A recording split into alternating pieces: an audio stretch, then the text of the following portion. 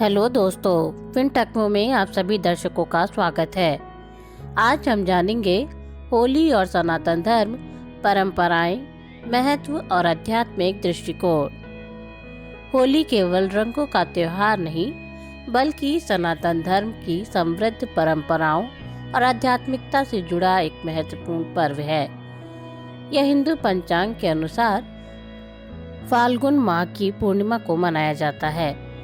होली केवल भौतिक उल्लास तक सीमित नहीं है, बल्कि इसके पीछे गहरी धार्मिक और सांस्कृतिक मान्यताएं भी जुड़ी हुई हैं। यह पर्व बुराई पर अच्छाई की जीत, प्रेम और भक्ति का प्रतीक है। होली का धार्मिक और पौराणिक महत्व। सनातन धर्म में होली का गहरा आध्यात्मिक महत्व है। यह पर्व न केवल उत्सव और उल्लास का प्रतीक है, बल्कि इसमें सनातन धर्म की कई गूढ़ और गहरी अवधारणाएं भी समाहित हैं। भक्त प्रहलाद और होलिका दहन। सनातन धर्म की मान्यताओं के अनुसार होली का सबसे प्रसिद्ध पौराणिक संदर्भ भक्त प्रहलाद और उनके पिता हिरण्यकश्यप की कथा से जुड़ा हुआ है। हिरण्यकश्यप ने स्वयं को भगवान मान लिया था और अपने पुत्र प्रहलाद को भगवान विष्णु की भक्ति करने से रोकने की कोशिश की। जब सभी प्रयास विफल हो गए, तो उसने अपनी बहन होलिका को आदेश दिया कि वह प्रहलाद को गोद में लेकर अग्नि में प्रवेश करे। लेकिन ईश्वर की कृपा से प्रहलाद सुरक्षित रहे और होलिका जलकर भस्म हो गई। इस घटना के प्रतीक रूप में होली से पहले होलिका दहन किया जाता है, जो बुराई पर अच्छाई की जीत का प्रतीक है। श्री कृष्ण और राधा की होली। भगवान श्री कृष्ण और राधा की होली भी इस पर्व से जुड़ी हुई है। श्री कृष्ण ने अपने बाल्यकाल में गोपियों और राधा के साथ रंगों की होली खेली थी, जिससे यह पर्व प्रेम और भक्ति का प्रतीक बन गया।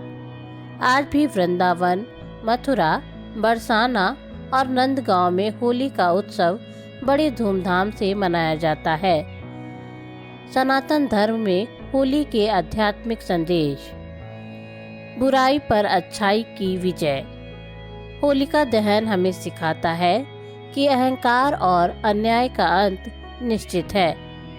भक्ति और प्रेम का प्रतीक। भगवान कृष्ण की होली प्रेम, मधुराई और भक्ति का संदेश देती है। सामाजिक समरसता।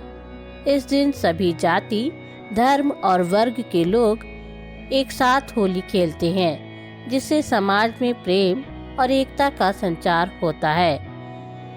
कर्म और जीवन का सत्य। रंगों का खेल यह दर्शाता है कि जीवन क्षणिक है और हमें हर पल को आनंद और सच्चाई के साथ जीना चाहिए। होली और वेद पुराणों में इसका उल्लेख। होली का वर्णन अनेक वेद पुराणों में मिलता है, जो इसकी प्राचीनता और धार्मिक महत्व को दर्शाता है। ऋग्वेद और यजुर्वेद में उल्लेख। वेदों में रंगों और अग्नि के महत्व का उल्लेख मिलता है। ऋग्वेद में प्राकृतिक रंगों और औषधीय जड़ी बूटियों से जुड़ी परंपराओं का वर्णन है, जिन्हें होली में प्रयोग किया जाता है।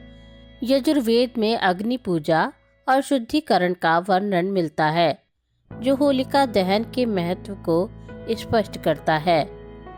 विष्णु पुराण। विष्णु पुराण में होली का सबसे प्रसिद्ध उल्लेख भक्त प्रहलाद और होलिका की कथा के रूप में मिलता है। इसमें बताया गया है कि किस प्रकार भगवान विष्णु की कृपा से भक्त प्रहलाद को बचाया गया और अधर्म की प्रतीक होलिका भस्म हो गई। यह कथा दर्शाती है कि सत्य और भक्ति की शक्ति कभी पराजित नहीं हो सकती। भागवत पुराण। भागवत पुराण में श्री कृष्ण और राधा की होली का विस्तार से वर्णन किया गया है। इसमें उल्लेख है कि नंदगांव और बरसाना में कृष्ण और गोपियों के बीच होली का उत्सव मनाया जाता था। यह प्रेम, मधुराई और भक्ति की अभिव्यक्ति का प्रतीक है। श्री कृष्ण द्वारा राधा और गोपियों पर रंग डालने की परंपरा आज भी ब्रज क्षेत्र में होली के रूप में जीवित है। पद्म पुराण में होली के सामाजिक और धार्मिक महत्व की व्याख्या की गई है। इसमें बताया गया है कि होली केवल एक त्योहार नहीं बल्कि समाज में एकता, प्रेम और सद्भाव बढ़ाने का एक माध्यम है। यह पर्व लोगों को सभी भेदभाव से ऊपर उठकर आनंद मनाने की प्रेरणा देता है। नारद पुराण में भी होली का उल्लेख मिलता है, जिसमें इसे भक्ति और आध्यात्मिक जागरण का पर्व बताया गया है। इस ग्रंथ में कहा गया है कि होली मनुष्य के भीतर की नकारात्मकता को जलाकर आत्मशुद्धि का अवसर प्रदान करती है। कथा सरित सागर में प्राचीन काल में होली खेलने की परंपरा का उल्लेख मिलता है। इसमें वर्णन है कि राजा रजवाड़ों से लेकर आम जन तक सभी लोग इस दिन रंगों में सराबोर होकर आनंदित होते थे। यह वर्णन दर्शाता है कि होली का उत्सव प्राचीन काल से ही समाज का अभिन्न हिस्सा रहा है। होली और तांत्रिक साधना। होली की रात को कई तांत्रिक शक्तियां जागृत होती हैं। इस दिन कई लोग तंत्र साधना करते हैं और देवी देवताओं की विशेष पूजा करते हैं।